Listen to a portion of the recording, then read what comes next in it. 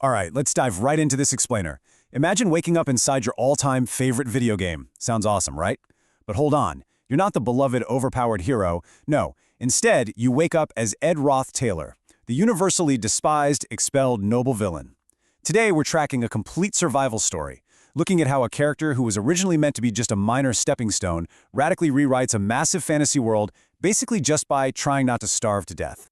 What's really wild here is the sheer desperation of Ed's situation right from the jump. In the original timeline of the game, Ed gets beaten up, kicked out of his wealthy family, and literally ends up as a beggar on the streets. To make matters worse, his stats, we're talking stamina, intellect, magic talent, they are complete garbage. He is instantly booted from the luxury dorms and thrown straight into the wild forest on the academy grounds. His margin for error is absolutely zero. So what does he do? Well, Ed quickly realizes his magical talent is basically a joke. He cannot cast his way out of this mess. Instead, he leans entirely into physical crafting just to survive the brutal 10-day stretch before the semester officially kicks off. He figures out that while he's a terrible mage, he's actually pretty handy. He carves a harpoon, catches some fish, and starts piecing together a makeshift camp in the woods. Now, that initial scramble, it turns into an absolute grind. We are talking 45 grueling days of chopping wood, failing at building structural frames, and just slowly leveling up those crafting skills. But the payoff is huge. He eventually builds a fully functional cabin, totally from scratch, and more importantly, all this intense physical labor raises his basic stats, giving him a desperately needed foundation to actually survive in this world. And you know, this perfectly illustrates the butterfly effect. Ed's only goal is to stay quietly on the sidelines and let the game's original story play out. But simply by surviving in the woods and letting a massively overpowered genius named Lucy take naps at his camp, he accidentally buffs her. She ends up forming a spirit contract with the Forest Guardian. And because of that, during a major tournament, the game's main hero, Taylor, actually loses a pivotal match he was originally supposed to win. So yeah, the timeline is officially breaking. To survive this rapidly shifting world, Ed has to navigate a super complex web of powerful characters. It's like a game of 4D chess. He deals with Princess Fenya's lie-detecting abilities by just telling the cold hard truth. He completely shatters the transactional worldview of the wealthy merchant Lortel by refusing her gold. He handles the terrifyingly powerful Lucy by exploiting a super obscure piece of game lore, her fear of dorm maids. And he tries, though mostly fails, to keep his distance from the tragic spirit sorcerer Jenica. Okay, so this tension slowly builds right up to the explosive climax of Act 1. Let's talk about the pressure cooker that is Jenica. She's your classic overachiever, completely crushed by the overwhelming expectations of her family, her peers, her teachers, everyone. After she accidentally uses an illegal spell in a duel, the guilt and pressure finally just break her. She loses control and becomes the vessel for the highest-ranked dark spirit, Glaskin. This kicks off a massive, cinematic, high-stakes crisis across the entire academy. Intermediate spirits swarm the student center, trapping innocent students inside, and the Act 1 final boss prepares to fully manifest. The main hero's team tries to breach the building, but they are brutally thrown back by Glaskin's heavy hitters. I mean, they are completely out of time and they are out of options. Here is where it gets so good. Ed completely abandons his background role. He steps right out of the shadows, takes absolute command of the battlefield, and orchestrates this daring split-team strategy. He takes on the most dangerous job himself, baiting the impenetrable fire spirit Tarkin. But the real masterstroke? Get this.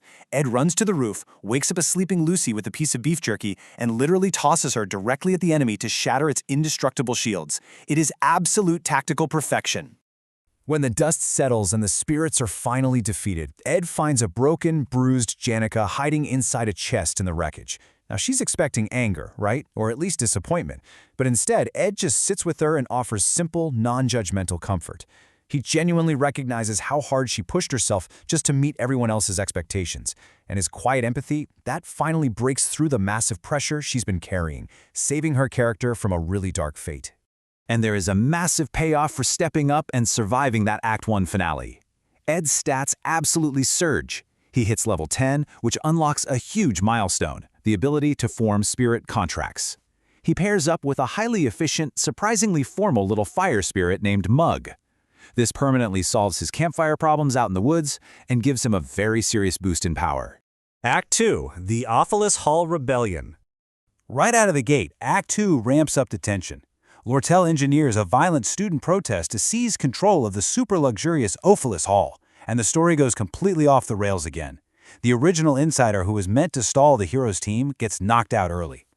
Ed realizes that if Taylor's team storms the building too soon, the game's plot breaks entirely, so he intentionally steps in to play the villain. He physically blocks the hero, Taylor, and two massive prodigies from ascending the stairs, just to buy crucial time for the plot to trigger. What follows is literally a masterclass in defensive combat. Ed uses wind magic to block off hallways, he traps an alchemist's items behind highly calculated firewalls, and uses blunted arrows as pure psychological misdirection. He perfectly stalls out three top-tier prodigies without using any lethal force, looking like an absolute boss the entire time before finally letting Taylor's elemental slash hit him so the fight ends naturally. But then, Janica shows up. Seeing Ed bloodied and beaten, she is furious. She immediately summons a terrifying battalion of high-level spirits, fully ready to obliterate the heroes to defend him. The room just goes dead silent. But Ed, he calmly places his hands on her shoulders, admits he's exhausted, and talks her down in seconds. The sheer level of influence he has over the strongest summoner in the whole school leaves everyone completely stunned. Meanwhile, the plot twists hard upstairs. Lortel's flawless plan totally falls apart when she's betrayed by her most trusted maid, Alice. Suddenly, Lortel is trapped inside the hall with her ruthless, terrifying adoptive father, the Golden King. We're talking about a late-game boss who has arrived way ahead of schedule. Realizing Lortel is in mortal danger, Ed cuts a bloody path to rescue her. He pulls her out, builds her an escape route, and asks for absolutely nothing in return. For Lortel, someone who has literally measured every human interaction her entire life in gold and leverage, this completely shatters her transactional worldview. She realizes he's risking his life just because it's the right thing to do. But listen, playing the villain, fighting off prodigies, and rescuing Lortel, it takes a monumental toll on Ed's body. The sheer physical exhaustion finally catches up to him. He completely collapses, leaving him bedridden and unconscious for 10 full days, while the game's timeline just marches forward without him. While he's out cold, a massive bidding war erupts over the ultimate prize, the Sage's sealed grimoire. The terrifying patriarch of Ed's family, Creepin Roth Taylor, enters the bid. If Creepin gets this book, Ed's future knowledge of the game is rendered entirely useless. It is completely up to Lortel to stop him in this silent, incredibly high-stakes auction. And wow, Lortel really delivers. She deliberately overpays, dropping 9,400 gold coins. She sacrifices nearly 1,000 coins of pure profit just to outbid Creepin and secure that grimoire. Why? It's all a quiet, incredibly expensive favor to Ed for saving her life. Ironically, when Ed finally wakes up, he finds that his isolated, desperate little forest camp has somehow become the busiest spot on campus. Lucy is sleeping on his roof, Janica is cooking him stews and washing his laundry, and Lortel is constantly dropping by with top-tier magic gear. He just wanted to be a background character, but he's accidentally built a bustling hub for the most powerful people in the academy. Lortel even pulls him aside and drops this massive, life-changing proposal. She asks him to become the co-executive of her trading company. But as she speaks, it brilliantly blurs the lines between a corporate partnership and a deeply heartfelt confession. She's asking the one person she actually trusts to anchor her in a world full of betrayal. The final boss approaches. Look, Ed just wants to chop wood and study in peace. But while he was recovering, an ambitious investigator quietly built a massive case tracking his impossible feats. And this brings him directly to the attention of Professor Glast. Glast isn't just some strict teacher, he is the true villain of Act 2. He realizes Ed is a massive anomaly and officially summons him, setting the stage for a brutal collision. So, I want to leave you with this final thought. Professor Glast is secretly plotting to use spectral magic and kidnapping to rewrite natural law itself. He's deadly, he's brilliant, and now his eyes are locked right onto Ed. So how is our underdog, who survived the wild forest and massive plot twists literally by the skin of his teeth, gonna survive when the game's deadliest professor makes his move? That is the ultimate question for Act 2.